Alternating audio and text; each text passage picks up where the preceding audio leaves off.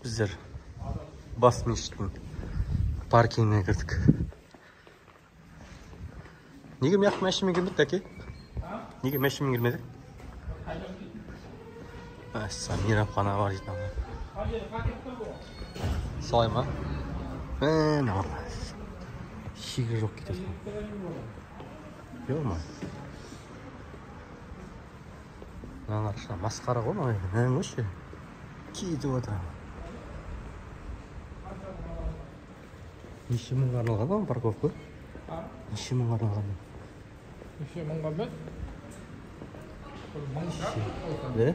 Мына шет андай, ана шет сондай кетіп отыр, ар жағы сондай. Соның аты қалай сонымен? Бас мешіт па? Қазақстан Республикасының бас мешіті ғой? Да. Тік-тік.